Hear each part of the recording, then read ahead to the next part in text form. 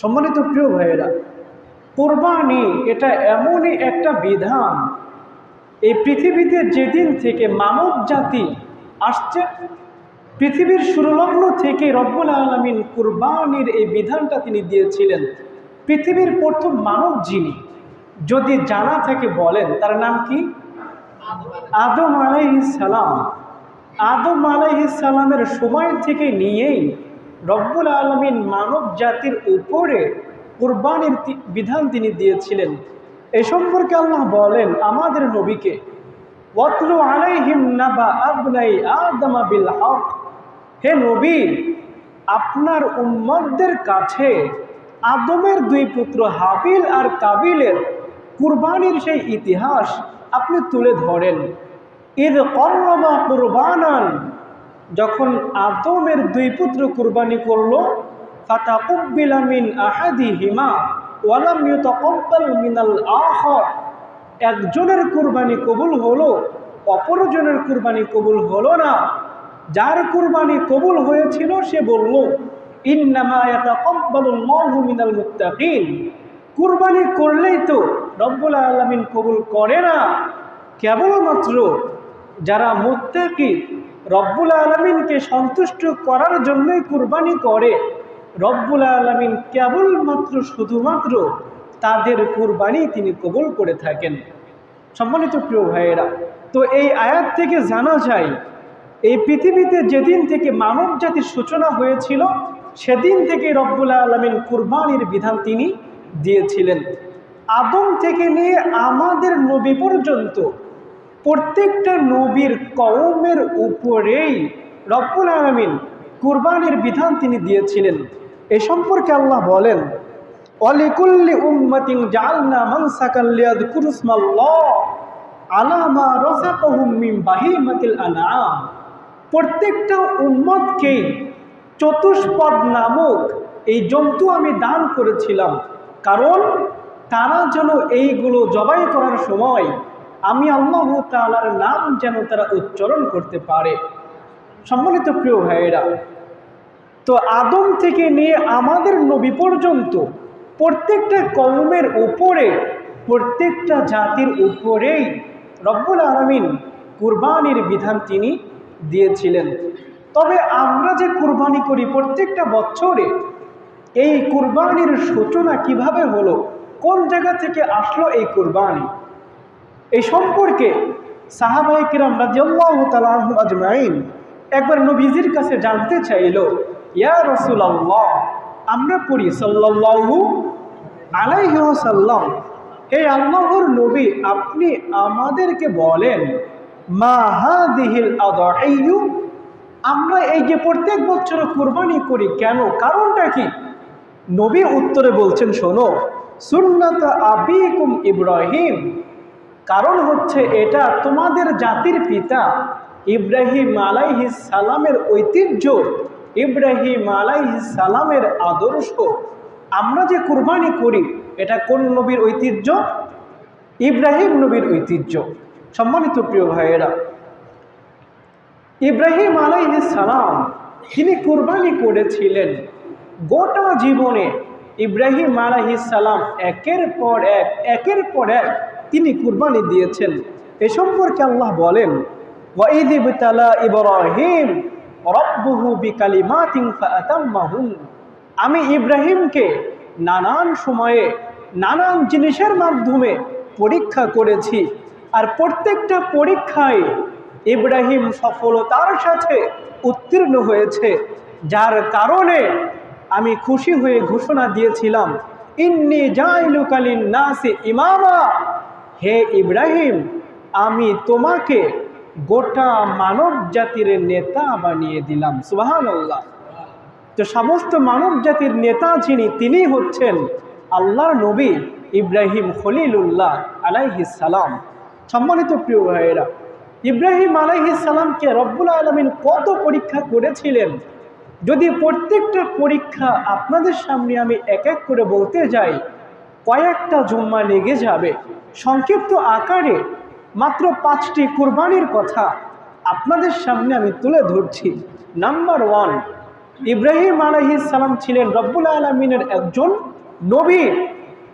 তিনি সারাটা জীবন ন্যায়ের পক্ষে ছিলেন। এই ন্যায়ের পক্ষে থাকতে গিয়ে ইব্রাহিম নবীকে আগুনের মধ্যে নিক্ষিপ্ত হতে হয়েছিল কিনা?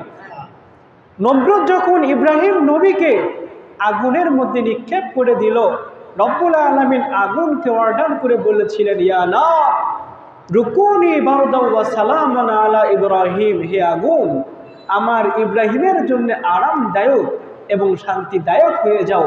বলেন তো, আমাদের সামনে যদি আগুন জ্বালিয়ে রাখা হয় আর যদি বলা হয় তুমি ন্যায়ের পথ থেকে সরে আসো, অন্যথায় এই মুহূর্তে তোমাকে এই আগুনের মধ্যে নিক্ষেপ করে দেওয়া হবে, বলেন আমাকে ওই সিচুয়েশনে কয়জন মানুষ ইমানটাকে ধরে রাখতে পারবে?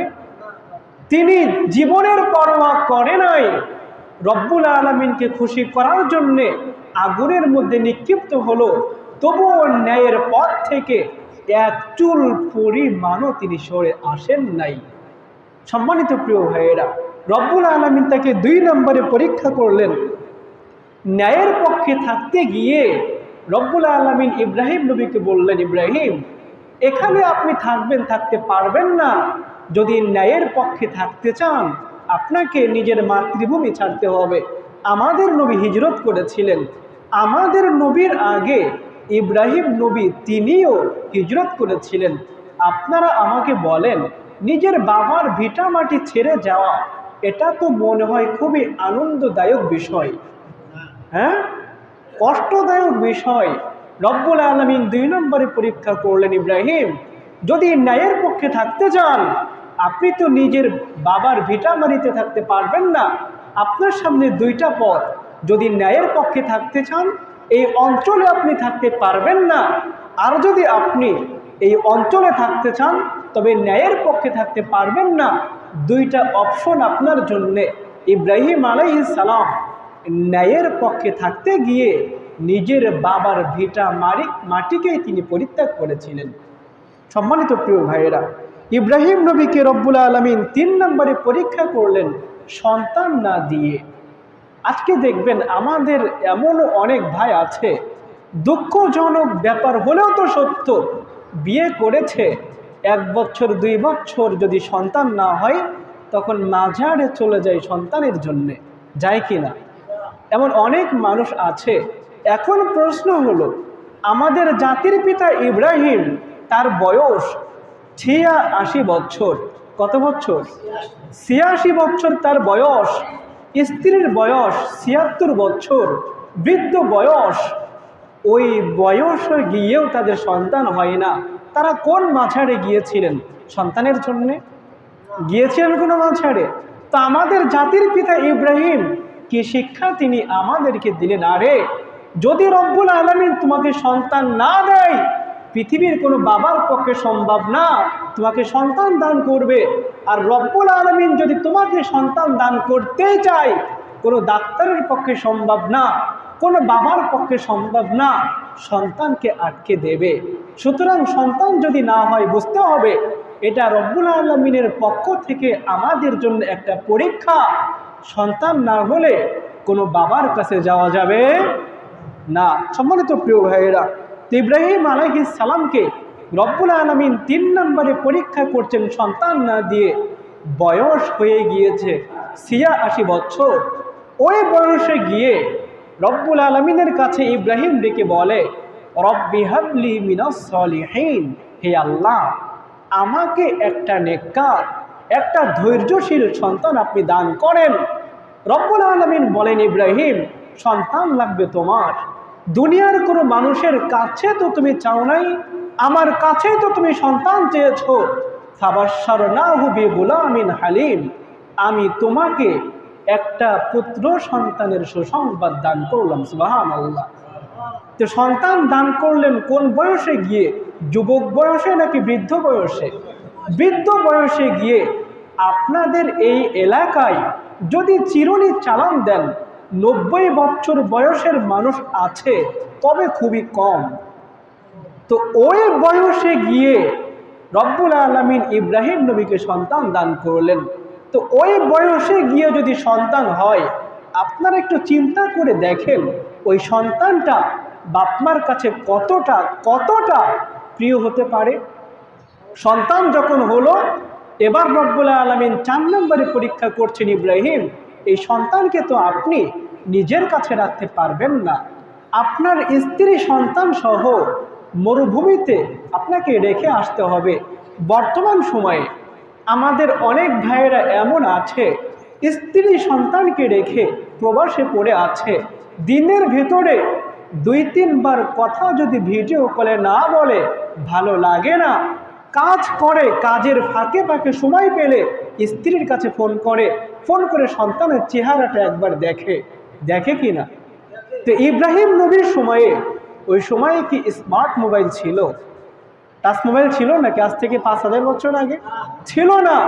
তো ওই সময় আল্লাহ বলছেন, ইব্রাহিম বৃদ্ধ বয়সে সন্তান দিলাম, পরীক্ষা করতে চাই, দেখব কতটুকু ভালোবাসেন আপনি আমাকে, এই সন্তানকে আর এই স্ত্রীকে আপনি নিজের কাছে রাখতে পারবেন না, জনমানবহীন শূন্য মরু উপত্যকায় আপনাকে রেখে আসতে হবে। আদেশ আল্লাহর, কিছু করার নাই। নিজের সন্তান সহ নিজের স্ত্রীকে রেখে আসলেন মক্কাতে। নিজের স্ত্রীকে রেখে যখন চলে আসবেন, পিছন থেকে স্ত্রী ডেকে বলে, ইয়া ইব্রাহিম আইনা তাযহাবু তাতরুকু বিহাদা, আপনি আমাদেরকে জনমানবহীন শূন্য এই মরু উপত্যকায় রেখে কোথায় যাচ্ছেন আপনি? আল্লাযী লাইসা ফীহি ইনসুন ওয়ালা শাই, এখানে তো না আছে কোনো গাছপালা, না আছে কোনো খাবার দাবার, আর না আছে কোনো মানুষজন, আমাদেরকে এই নির্জন স্থানে রেখে যাচ্ছেন, এটা কি আপনার সিদ্ধান্ত নাকি রব্বুল আলামিনের আদেশ? ইব্রাহিম শুধু এতটুকু বললেন, এটা আমার সিদ্ধান্ত না, আমাকে আল্লাহ তাআলা আদেশ করেছেন। সম্মানিত প্রিয় ভাইয়েরা, তো রব্বুল আলামিন ইব্রাহিম নবীকে 4 নম্বরে আদেশ করলেন, নিজের সন্তানকে আর নিজের স্ত্রীকে আপনি কাছে রাখতে পারবেন না, নিজের স্ত্রী আর নিজের সন্তানকে জনমানবহীন শূন্য মরু উপত্যকায় রেখে আসতে হবে। এই সন্তান যখন সামান্য বড় হলো, এবার 5 নম্বর পরীক্ষা। রব্বুল আলামিন বলছেন, ইব্রাহিম এবার আপনার এই সন্তানকে আমার জন্য জবাই করতে হবে। কি করতে হবে? আচ্ছা, আপনারা আমাকে বলেন, একজন বাবা কখনো কোনোভাবে নিজের সন্তানের গলায় কি ছুরি চালাতে পারে? একজন সন্তান হাজার খারাপ, সর্বোচ্চ ত্যায্য করতে পারে, কিন্তু জবাই করা একজন বাবার পক্ষে এটা কি কখনো আদৌ সম্ভব? সম্ভব না। কিন্তু আল্লাহ বলছেন, ইব্রাহিম পরীক্ষা করতে চাই, দেখব কতটুকু ভালোবাসেন আমাকে, আমার প্রতি বেশি ভালোবাসা নাকি আপনার সন্তানের প্রতি বেশি ভালোবাসা। যদি আমাকে ভালোবাসেন, আমার আদেশ শুনে এবার নিজের সন্তানকে কুরবানি করতে হবে। আল্লাহ বলছেন এই সম্পর্কে, ফালাম্মা বালাগা মাহুস সা'য়া ক্বালা ইয়া বুনাইয়া ইন্নী আরা ফিল মানাম, ইব্রাহিম আলাইহিস সালাম ঘুমের মধ্যে স্বপ্নে দেখলেন তিনি তার সন্তানকে কুরবানি করছেন। নবীদের স্বপ্ন আর আমাদের স্বপ্ন কি একরকম নাকি? নবীদের স্বপ্ন ওইটাও একটা ওহী। তারা জাগ্রত অবস্থায় তাদের অন্তরটা যেমন থাকতো, ঘুমানোর পরেও নবীদের অন্তরটা তেমনই থাকতো, কোনো পরিবর্তন হতো না। ঘুম থেকে ওঠার পরে নিজের সন্তানকে ডেকে বলছে, ইয়া আবাতি ফাআল মা তুমার, প্রিয় পুত্র আমি তো ঘুমের মধ্যে দেখলাম রব্বুল আলামিন আমাকে আদেশ করেছে আমি যেন তোমাকে জবাই করি, এই সম্পর্কে তোমার মতামত কি? পুত্র ইসমাইল জানতেন আমার বাবা একজন নবী, আর নবীদের স্বপ্ন এটাও তো এক ধরনের ওহী। বাবাকে উত্তরে বলছেন, ইয়া আবাতি ফাআল মা তুমার, প্রিয় বাবা রব্বুল আলামিন আপনাকে যে আদেশ করেছে আপনি আপনার আদেশকে বাস্তবায়ন করেন। সাতাজিদুনি ইনশাআল্লাহু মিনাস সাবিরিন, অবশ্যই আপনি আমাকে ধৈর্যশীলদের অন্তর্ভুক্ত পাবেন। সম্মানিত প্রিয় ভাইয়েরা, এবার বাবা এবং পুত্র দুইজনই রব্বুল আলামিনের কাছে পরীক্ষা দেওয়ার জন্য প্রস্তুত হয়ে গিয়েছে। মিনা উপত্যকায় ইব্রাহিম আলাইহিস সালাম নিজের সন্তানকে নিয়ে গেলেন। এবার নিজের সন্তানকে উপর করে শুইয়ে দিলেন। এবার চাকু যখন বারবার বারবার গলার ভিতরে চালাই, চাকু যার কথা শুনে তিনি কে? তিনি কে? বারবার পোষ দেয়, কিন্তু কি আজব ব্যাপার, গলা তো কাটে না। এমন সময়ে রব্বুল আলামিন আসমান থেকে জিবরিল আলাইহিস সালামকে পাঠিয়ে দিলেন জান্নাত থেকে একটা দুম্বা দিয়ে। ইব্রাহিম আলাইহিস সালামকে রব্বুল আলামিন ডেকে বলছেন, ওয়ানাদাইনাহু আইয়া ইব্রাহিম, হে ইব্রাহিম, ক্বাদ সাদ্দাকাতার রুইয়া ইন্না কাযালিকা নাজিজিল মুহসিনিন। স্বপ্নের মধ্যে আমি তোমাকে যে আদেশ করেছি, তুমি তো তোমার আদেশকে বাস্তবায়ন করেছো।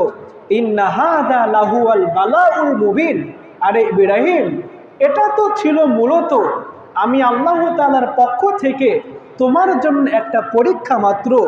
অবশ্যই তুমি তোমার পরীক্ষায় উত্তীর্ণ হয়ে গিয়েছো। ওয়াফাদাইনাহু বিযিবহিন আযীম। তোমার সন্তানকে কুরবানি করতে হবে না, তোমার সন্তানের পরিবর্তে এই যে দুম্বাটা আমি পাঠিয়ে দিলাম, এই দুম্বাটাকেই তুমি কুরবানি করো। সুবহানাল্লাহ। রব্বুল আলামিন বলছেন, ইব্রাহিম, আপনি যে আপনার সন্তানকে কুরবানি করতে চাইলেন, এই দৃশ্যটা আমার কাছে এতটাই ভালো লেগে গিয়েছে, আপনার এবং আপনার পুত্রর এই ঘটনাকে স্মরণীয় করে রাখতে কিয়ামত পর্যন্ত যত মানুষ আসবে প্রত্যেকের উপরেই কুরবানিটাকে আমি ওয়াজিব করে দিলাম। এজন্য প্রত্যেকটা বছরে জিলহজ মাসের 10 তারিখে আমরা কুরবানি করি, কারণ জিলহজ মাসের 10 তারিখেই ইব্রাহিম আলাইহিস সালাম তার সন্তানকে কুরবানি করতে চেয়েছিলেন। সম্মানিত প্রিয় ভাইয়েরা, তো কুরবানি এর ইতিহাস আমরা জানলাম। কুরবানিটা আসছে কোন নবী থেকে? ইব্রাহিম আলাইহিস সালাম থেকে। তো কুরবানি রব্বুল আলামিন আমাদেরকে দিয়েছেন। এবার আমরা কুরবানি সম্পর্কে কয়েকটা মাসালা জেনে নিব। সময় যেহেতু কম, মাত্র 11টা মাসআলা আপনাদের সামনে আমি তুলে ধরছি। নাম্বার 1, 1 নম্বর মাসালা হচ্ছে কুরবানি এটার হুকুম কি? এটা কি ফরজ, ওয়াজিব, নাকি সুন্নাত, নাকি মুস্তাহাব? কুরবানির হুকুমটা কি? এই সম্পর্কে যুগ যুগ ধরেই উলামায়ে কিরামদের ভিতরে 2টা মত আছে। কয়টা মত? আওয়াজ করে উত্তর দিতে হবে। কয়টা মত? 2টা মত। কোন উলামায়ে কিরাম বলেছেন কুরবানি এটা হচ্ছে সুন্নাতে মুআক্কাদা। তাদের দলিল হচ্ছে নবী করিম সাল্লাল্লাহু আলাইহি ওয়াসাল্লাম বলেছেন, মান রাআ হিলালিন যিলহজ্জাহ, যখন তোমরা জিলহজ মাসের চাঁদ দেখবা, ফাআরাদা আইয়ুদাহিয়া, তোমাদের মধ্য থেকে যারা কুরবানি করার ইচ্ছা পোষণ করেছো, ফালা ইয়াখুযু মিন শা'রি ওয়ালা মিন আযফারি হাত্তা ইউদাহিয়া, কুরবানি করার যারা ইচ্ছা করেছো, কুরবানি করার আগ পর্যন্ত তোমাদের নখ এবং শরীরের অবাঞ্ছিত লোম তোমরা পরিষ্কার পরিচ্ছন্ন করবে না। তো নবী করিম সাল্লাল্লাহু আলাইহি ওয়াসাল্লাম এই হাদিসের মধ্যে বলছেন যে মানুষগুলো কুরবানি করতে চায়, তিনি এখানে ধমক দিয়ে কোনো কথা বলেন নাই যে কুরবানি তোমাকে করতেই হবে। এই হাদিসের আলোকে অল্প কিছু উলামায়ে কিরাম বলেন কুরবানি এটা হচ্ছে সুন্নাতে মুআক্কাদা। তবে হানাফি ফিকহ যারা অনুসরণ করি, হানাফি স্কলারগণ বলেন কুরবানি এটা হচ্ছে ওয়াজিব। কুরবানি করা কি? ওয়াজিব। হানাফি ফুকাহে কিরামদের দলিল হচ্ছে কুরআনের একটা আয়াত এবং একটা হাদিস, যে আয়াতের মধ্যে রব্বুল আলামিন বলছেন, ফাসাল্লি লিরাব্বিকা ওয়ানহার, হে নবী, আপনার রবের জন্য আপনি নামাজ পড়ুন আর আপনার রবের জন্যই আপনি কুরবানি করেন। সমস্ত মুফাসসিরগণ একমত, এই নামাজ বলতে রব্বুল আলামিন কুরবানির ঈদের নামাজকে তিনি বুঝিয়েছেন। হানাফি স্কলারগণ তারা একটা হাদিসও এখানে দলিল হিসাবে পেশ করেন, যে হাদিসের মধ্যে নবী বলছেন, মান কানা লাহু সাআতান ওয়া লাম ইউদাহহা ফালা ইয়াকরাবান্না মুসাল্লানা, কুরবানি করার মতো যাদের সামর্থ্য আছে এরপরেও যদি তোমরা কুরবানি না করো, আমি নবী বলছি খবরদার তোমরা ঈদগাহের ধারের কাছেও আসবা না। তো কুরআনের এই আয়াত এবং এই হাদিসকে সামনে রেখে হানাফি উলামা ইকরামগণ বলেন, যাদের কুরবানি করার মতো সামর্থ্য আছে তাদের জন্য কুরবানি করাটা হচ্ছে ওয়াজিব। সম্মানিত প্রিয় ভাইয়েরা, এছাড়াও নবী করিম সাল্লাল্লাহু আলাইহি ওয়াসাল্লাম এবং সাহাবায়ে কিরাম যাদের উপরে কুরবানি করার মতো সামর্থ্য ছিল কখনো তারা কুরবানি ছাড়েন নাই। নবীজি মক্কা থেকে হিজরত করে মদিনায় গেলেন, সেখানে কত বছর ছিলেন? 10 বছর। হাদিসের মধ্যে আসছে, ইবনে উমর রাদিয়াল্লাহু তাআলা আনহু বলছেন, কানা রাসূলুল্লাহ সাল্লাল্লাহু আলাইহি ওয়াসাল্লাম বিল মাদিনা 10 সিনিন ইদাহি। নবীজি মদিনায় হিজরত করার পরে যেই 10টা বছর তিনি অবস্থান করলেন, এই 10টা বছরের প্রত্যেকটা বছরেই তিনি কুরবানি করেছেন। তো এই দুইটা মতের মধ্য থেকে আমরা যে মতটাকে প্রাধান্য দিয়ে থাকি তা হচ্ছে কুরবানি করা সামর্থ্যবান ব্যক্তিদের উপরে ওয়াজিব। কুরবানি করা কি ওয়াজিব। সম্মানিত প্রিয় ভাইয়েরা, এরপরে প্রশ্ন হলো, কুরবানি করা যদি ওয়াজিবই হয়, এটা কি প্রত্যেকটা মানুষের উপরে ওয়াজিব নাকি বিশেষ বিশেষ ব্যক্তিদের জন্য এটা ওয়াজিব? বিশেষ বিশেষ ব্যক্তিদের জন্য ওয়াজিব। কার উপরে কুরবানি ওয়াজিব? ভালো করে মনে রাখবেন, কোনো ব্যক্তির মাঝে একত্রে যদি 4টি গুণ পাওয়া যায় তবে এই ব্যক্তির উপরে কুরবানি করাটা হচ্ছে ওয়াজিব। কয়টা গুণ থাকতে হবে? 4টি গুণ। নাম্বার 1, 1 নম্বরে আল মুসলিমু, মুসলমান হতে হবে। নাম্বার 2, 2 নম্বরে জ্ঞান সম্পন্ন হতে হবে। নবী বলছেন, ওয়ানিল মাজনুনি হাত্তা ইয়াকিলা, যদি তুমি জ্ঞান সম্পন্ন না হও তবে তোমার উপরে কুরবানি ওয়াজিব হবে না। তো কুরবানি ওয়াজিব হওয়ার জন্য 2 নম্বর শর্ত হচ্ছে মুসলমান হওয়ার পাশাপাশি আপনাকে জ্ঞান সম্পন্ন হতে হবে। নাম্বার 3 নম্বরে বালেগ হতে হবে। এই সম্পর্কে নবী বলছেন, ওয়ানি সাবিয়্যি হাত্তা ইয়াহতালিমা, যদি তুমি নাবালেগ থাকো তোমার উপরে কুরবানি ওয়াজিব হবে না। 3 নম্বরে কুরবানি ওয়াজিব হওয়ার জন্য বালেগ হতে হবে। নাম্বার 4, কুরবানি ওয়াজিব হওয়ার জন্য 4 নম্বর শর্ত হচ্ছে নেশাব পরিমাণ সম্পদের মালিক হতে হবে। নেশাব পরিমাণ সম্পদ কতটুকু সম্পদকে বলা হয়? ভালো করে মনে রাখবেন, 1 নম্বরে যদি আপনার মালিকানায় 7.5 ভরি স্বর্ণ থাকে, অথবা যদি 52.5 তোলা রূপা থাকে। এখন আপনার কাছে 7.5 ভরি স্বর্ণ নাই, 52.5 তোলা রূপাও নাই, তবে এই পরিমাণ টাকা আপনার কাছে আছে, অথবা এই পরিমাণ ব্যবসায়িক পণ্য আপনার কাছে আছে, তবে আপনার উপরে কুরবানি ওয়াজিব। এখান থেকে একটা জিনিস বোঝার বিষয় হচ্ছে, যাকাত ফরজ হওয়ার জন্যে নেশাব পরিমাণ সম্পদের উপরে 1 বছর মালিকানা থাকতে হয়, তবে কুরবানি ওয়াজিব হওয়ার জন্যে এই সম্পদের উপরে 1টা বছর মালিকানা থাকতে হয় না, মাত্র 3টা দিন মালিকানা থাকলেই কুরবানি ওয়াজিব হয়। কয়টা দিন? 3টা দিন। 1 নম্বরে জিলহজ মাসের 10 তারিখ, 2 নম্বরে জিলহজ মাসের 11 তারিখ, 3 নম্বরে জিলহজ মাসের 12 তারিখ। এই 3টা দিন যদি আপনার কাছে নিসাব পরিমাণ সম্পদ থাকে তবে আপনার উপরে কুরবানি ওয়াজিব।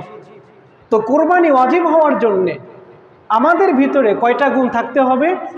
1 নম্বরে মুসলমান হতে হবে, 2 নম্বরে জ্ঞান সম্পন্ন হতে হবে, 3 নম্বরে বালেগ হতে হবে, 4 নম্বরে নেশাব পরিমাণ সম্পদের মালিক হতে হবে।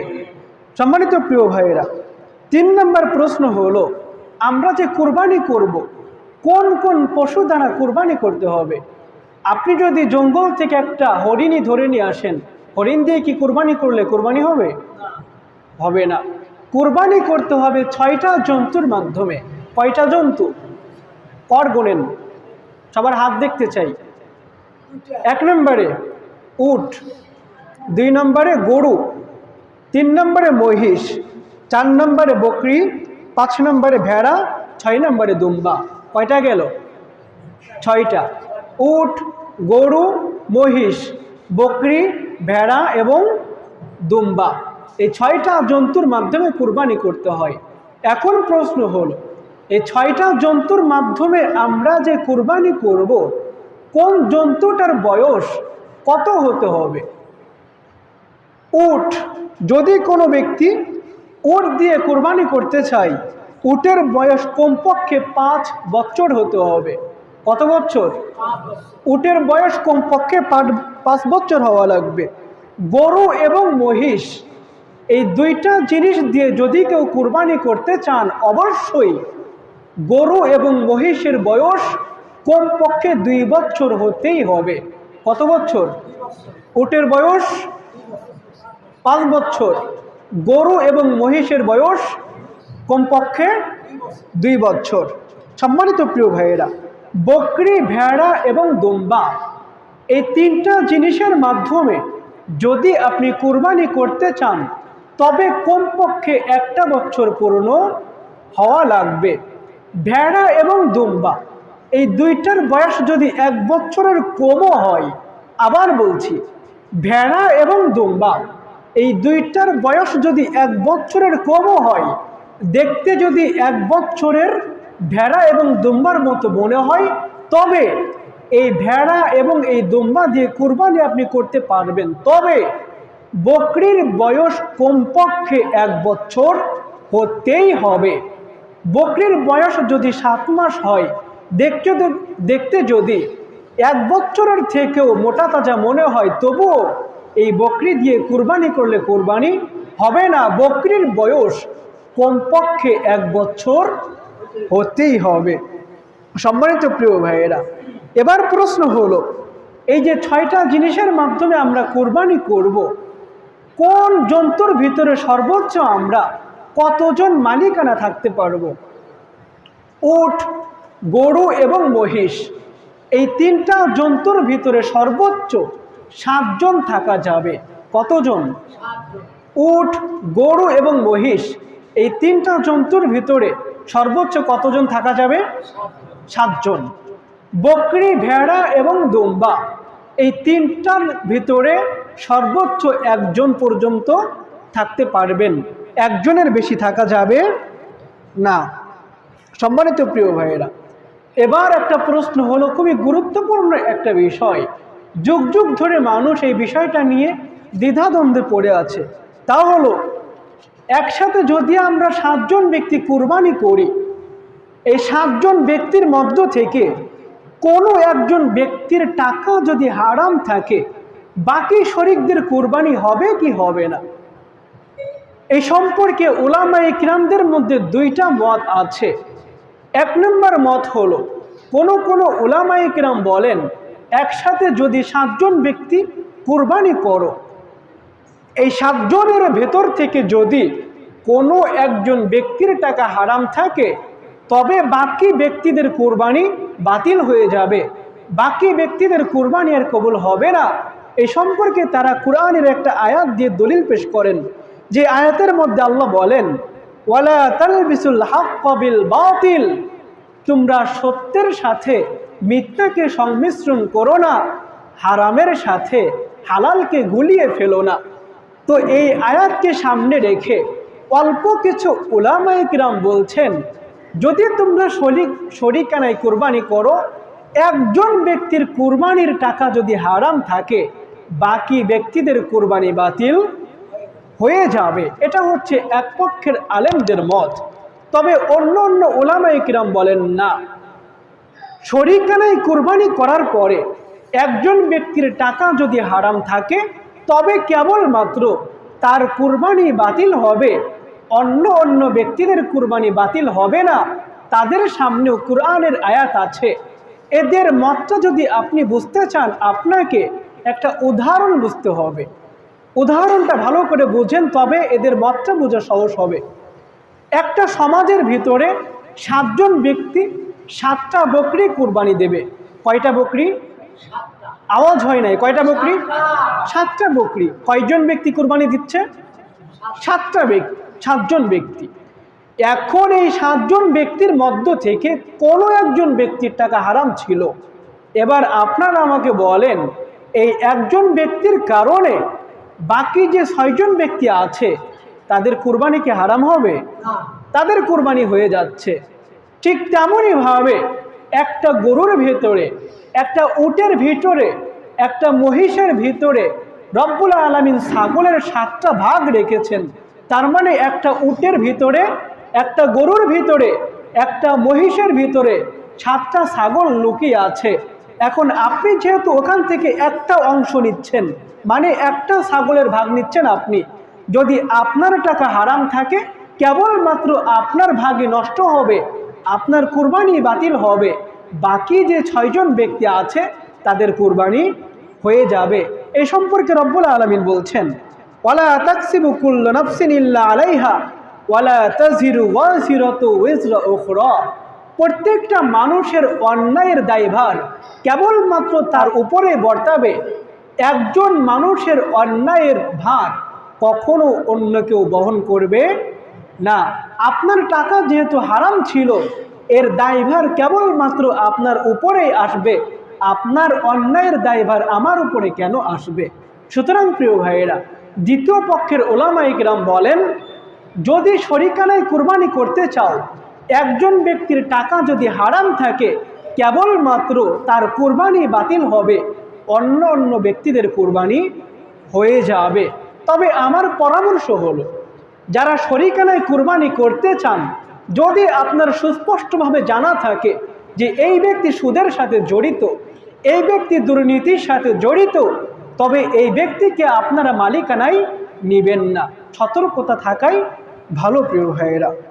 সম্মানিত প্রিয় ভাইয়েরা, এবার 7 নম্বর প্রশ্ন হলো, মৃত ব্যক্তির পক্ষ থেকে আমরা কুরবানি করতে পারবো কিনা? আমরা অনেকেই আমাদের মৃত মার পক্ষ থেকে কুরবানি করি, মৃত বাবার পক্ষ থেকে কুরবানি করি, এটা কতটুকু জায়েজ? এ সম্পর্কে হাদিস এসেছে। হযরতে আলী রাদিয়াল্লাহু তাআলা আনহু তিনি প্রত্যেকটা বছরে 2টা মেষ কুরবানি করতেন। কয়টা মেষ? এই সম্পর্কে তাকে প্রশ্ন করা হলো, তুমি প্রত্যেকটা বছরে 2টা মেষ কেন কুরবানি করো? তখন তিনি উত্তরে বললেন, আমারানি বিহ ইয়ানি নবী সাল্লাল্লাহু আলাইহি ওয়াসাল্লাম ফালা আদউহু আবাদান। এই 2টা মেষ যে আমি কুরবানি করি, নবীজি আমাকে আদেশ করেছেন, নবীজির ইন্তেকালের পরে আমি যেন 2টা মেষ কুরবানি করি, একটা আমার পক্ষ থেকে, অপরটা নবীজির পক্ষ থেকে। সুতরাং ফালা আদউহু আবাদান, যতদিন আমি জীবিত থাকব প্রত্যেকটা বছরে 2টা মেষ আমি কুরবানি করব। সুতরাং যদি আপনি মৃত ব্যক্তির পক্ষ থেকে কুরবানি করতে চান, এটা জায়েজ আছে। তবে শর্ত হলো, মৃত ব্যক্তির পক্ষ থেকে কুরবানি করার পরে ওই মাংসগুলো আপনি আর ভক্ষণ করতে পারবেন না। সম্পূর্ণ মাংস আপনাকে গরিব ব্যক্তিদের মাঝে বন্টন করে দিতে হবে। সম্মানিত প্রিয় ভাইয়েরা, এরপরে 8 নম্বর মাসালা হচ্ছে আমরা যে জন্তু দিয়ে কুরবানি করব, ওই পশুর ভেতরে কোন কোন সমস্যা থাকলে ওই পশু দিয়ে কুরবানি হবে না। কোনো পশুর ভেতরে যদি 4টা সমস্যা থাকে, অথবা এই 4টা সমস্যার ভেতরে যে কোনো একটা সমস্যা যদি থাকে, তবে ওই পশু দিয়ে কুরবানি করলে কুরবানি হবে না। কয়টা সমস্যা? নাম্বার 1, 1 নম্বরে নবী বলছেন, আল বাইয়িনু আউরুহা, যদি আপনার ওই পশুটা অন্ধ থাকে, অন্ধ পশু দিয়ে কুরবানি করলে কুরবানি হবে না। 2 নম্বর রোগ হচ্ছে, যদি আপনার ওই ক্রয়কৃত পশুটা এতটাই রোগান্বিত হয়ে থাকে যে চলতে ফিরতে পারে না। এমন পশু আছে না? অনেক আছে। তো এতটাই যদি অসুস্থ থাকে যে নিজে চলাফেরা করতে পারে না, ওই পশু দিয়ে কুরবানি করলে কুরবানি হবে না। 3 নম্বরে ওয়াল আরজাউল বাইয়িনু যালউহা, এমন প্রাণী আছে দেখবেন যে খোড়া পশু, ওই পশু দিয়েও কুরবানি করলে কুরবানি হবে না। 4 নম্বরে নবী বলছেন, ওয়াল কাসরাতুল্লাতি লা তুনকি, এমন প্রাণী যে একদম জীর্ণ শীর্ণ হয়ে গিয়েছে, তার হাড্ডির ভিতরে যে মগজগুলো ছিল সেগুলো শুকিয়ে গিয়েছে, ওই পশু দিয়েও যদি কুরবানি করতে চাও তবে তোমাদের কুরবানি আদায় হবে না। সম্মানিত প্রিয় ভাইয়েরা, তো যখন আমরা কুরবানি করব অথবা ক্রয় করব, দেখব এই 4টা সমস্যা আছে কিনা। যদি এই 4টা সমস্যা থাকে তবে এই পশু দিয়ে আমরা কুরবানি করা থেকে বিরত থাকব। 9 নম্বর প্রশ্ন হলো, কুরবানির সাথে আমরা আকিকা করতে পারবো কিনা? অনেক মানুষ কুরবানির সাথে আকিকা করে, এমন দৃশ্য রাজবাড়িতে নাই? আছে। কুরবানির সাথে আকিকা যদি করতে চান জায়েজ আছে। কিভাবে আপনি আকিকা করবেন? আমরা সকলেই জানি পুরুষের জন্য যদি আকিকা করি কয়টা বকরি লাগে? কয়টা? আর মেয়ের জন্য আকিকা করলে কয়টা লাগে? একটা। সুতরাং যদি আপনি গরুর সাথে আকিকা করতে চান, একটা গরুর ভিতরে কয়টা ভাগ আছে? 7টা ভাগ আছে। সুতরাং গরুর সাথে যদি আপনি আকিকা করতে চান পুরুষের পক্ষ থেকে, তবে ওই গরুর ভিতর থেকে 2টা অংশ আপনাকে নিতে হবে। আর যদি কোনো মেয়ের জন্য আকিকা করতে চান তবে একটা অংশ নিতে হবে। 10 নম্বর মাসালা হচ্ছে, আমরা যে প্রত্যেকটা বছরে মাংসটা 3 ভাগে বিভক্ত করি, আসলেই কি 3 ভাগে ভাগ করা বাধ্যতামূলক? 3 ভাগে কি ভাগ করতে হবে? সম্মানিত প্রিয় ভাইয়েরা, 3 ভাগে ভাগ করাটা বাধ্যতামূলক নয়। এখান থেকে 2টা কথা বুঝতে হবে। 1 নম্বর কথা হচ্ছে, যদি কোনো ব্যক্তি মনে করে কুরবানি করার পরে আমি আমার এই মাংসকে আমি সমাজের ভিতরে দিব না, আমি আমার এই মাংসকে আত্মীয় স্বজনদের মাঝেও বন্টন করব না, আমি এটা ফ্রিজের ভিতরে রেখে সারাটা বছর একা একা ভাগ করব, এটা জায়েজ আছে, তার কোনো গুনাহ হবে না। 1 নম্বর মাসালা। যদি কোনো ব্যক্তি চায় আমার কুরবানির এই মাংস আমি কোথাও দিব না, আমি একা একা ভোগ করব, এটা জায়েজ আছে। তবে 3টা ভাগ করা এটা হচ্ছে উত্তম। এই সম্পর্কে রব্বুল আলামিন বলছেন, ফাকুলু মিনহা, তোমরা যে কুরবানিগুলো করো ওই কুরবানিকৃত বস্তু থেকে নিজে আহার করো। কে বলছেন? আওয়াজ হয় না, কে বলছেন? আল্লাহ। ফাকুলু মিনহা, নিজে আহার করো। ওয়া আতিমুল কানিয়া, এবং যে মানুষগুলো অভাবের ভিতরে আছে তবে তোমাদের কাছে এসে চাইতে লজ্জাবোধ করে তাদেরকে আহার করাও। আমাদের কাছে চাইতে লজ্জাবোধ করে কারা? আমাদের আত্মীয় স্বজন যারা আছে তারা। তো রব্বুল আলামিন এখানে মূলত আত্মীয়র দিকেই তিনি ইঙ্গিত করলেন, নিজে আহার করো এবং আত্মীয় স্বজন যারা আছে তাদেরকে আহার করাও। অল মুতার, এবং সমাজের ভিতরে অভাবগ্রস্ত মানুষ যারা আছে তাদেরকেও আহার করাও। তো এই আয়াতটাকে সামনে রেখে রাইসুল মুফাসসিরিন আব্দুল্লাহ ইবনে আব্বাস রাদিয়াল্লাহু তাআলা আনহু বলছেন, কুরবানি করার পরে ওই মাংসটাকে 3টা ভাগে ভাগ করো। 1 ভাগ নিজের জন্য রাখো, অপর ভাগ যারা আত্মীয় আছে তাদের মাঝে বিলিয়ে দাও। 3 নম্বর যে ভাগটা, ওই ভাগটা সমাজের ভিতরে অভাবগ্রস্ত মানুষ যারা আছে তাদের মাঝে বন্টন করো। তো কুরবানির মাংসকে 3টা ভাগ করা হচ্ছে উত্তম। এই 3টা ভাগ করে 1 ভাগ নিজের কাছে রাখবেন, 2য় ভাগটা আত্মীয় যারা আছে তাদের মাঝে বন্টন করবেন, 3য় যে ভাগটা সমাজের ভেতরে অভাবগ্রস্ত মানুষ যারা আছে তাদের ভিতরে বন্টন করে দিবেন। সম্মানিত প্রিয় ভাইয়েরা, 11 নম্বর মাসালা হচ্ছে, খাসি দিয়ে কুরবানি করা যাবে কিনা? খাসি আর পাঠা আপনারা চিনেন তো? কিছুদিন আগে একজন টপ লেভেলের বক্তা, নামটা বলি, নাম হচ্ছে তারিক মনোয়ার হাফিজাহুল্লাহ, আপনারা অনেকের নামটা শুনেছেন। তিনি বলছেন অনেক সময় আমরা পাঠাকে খাসি বানিয়ে আমরা সেগুলো আহার করি, বাংলাদেশে এমনটাই হয়ে থাকে। তিনি ফতোয়া দিচ্ছেন যে খাসি করা জায়েজ নাই, অথচ হাদিসের মধ্যে অনেকগুলো হাদিস দ্বারা প্রমাণিত নবী করিম সাল্লাল্লাহু আলাইহি ওয়াসাল্লাম তিনি খাসি করে সেগুলো কুরাই করে ভক্ষণ করতেন। সম্মানিত প্রিয় ভাইরা, সুতরাং যদি আপনি খাসি দিয়ে কুরবানি করেন এটাও জায়েজ আছে। সর্বশেষ, যদি আমরা কুরবানি করি এতে লাভটা কি হবে? এই সম্পর্কে নবী করিম সাল্লাল্লাহু আলাইহি ওয়াসাল্লামের কাছে সাহাবায়ে কেরাম জিজ্ঞেস করলেন, ইয়া রাসূলুল্লাহ, আমরা পড়ি সাল্লাল্লাহু আলাইহি ওয়াসাল্লাম, মা হাযিহিল আদাহিয়্যু, আমরা যে কুরবানি করি এই কুরবানিটা আমরা কেন করি? নবীজি বলছেন, সুন্নাতু আবিকুম ইব্রাহিম, কারণ এটা হচ্ছে তোমাদের জাতির পিতা ইব্রাহিম আলাইহিস সালামের সুন্নাহ। সাহাবীরা প্রশ্ন করলেন, ক্বালু ফামা লানা ফিহা ইয়া রাসূলুল্লাহ সাল্লাল্লাহু আলাইহি ওয়াসাল্লাম, হে আল্লাহর নবী, আমরা যদি কুরবানি করি তবে আমাদের লাভটা কি হবে? নবী বলছেন, বিকুল্লি শারাতিন হাসানা, তুমি যে পশু দিয়ে কুরবানি করবা ওই পশুর দেহের ভিতরে যতগুলো পশম আছে প্রত্যেকটা পশমের বিনিময়ে রব্বুল আলামিন তোমার আমল নামায় একটা করে নেকি তিনি দান করে দিবেন। সুবহানাল্লাহ। সম্মানিত প্রিয় ভাইয়েরা, এরপরেও যারা কুরবানি করবে না, নবী বলছেন, মান কানা লাহু সাআতান ওয়া লাম ইউদাহহা ফালা ইয়াকরাবান্না মুসাল্লানা, জেনে রাখো কুরবানি করার মতো যাদের সামর্থ্য আছে এরপরেও যদি কুরবানি না করো, আমি নবীর স্পষ্ট ঘোষণা হচ্ছে তোমরা ঈদের নামাজ পড়ার জন্য ঈদগাহে যায়ও না, ঈদগাহে আসবা না। এই কথা আমার না, বলেছেন কে? নবীজি। কুরবানি করার মতো সামর্থ্য যাদের আছে এরপরেও যদি আপনি কুরবানি না করেন, নবী বলছেন আপনি ঈদগাহে যাবেন না। তো যতটুকু মাসালা, যে কয়টা মাসালা বললাম, এরপরেও যদি কুরবানি সংক্রান্ত কোনো মাসালা জানার থাকে আমার কাছ থেকে জেনে নেবেন ইনশাল্লাহ।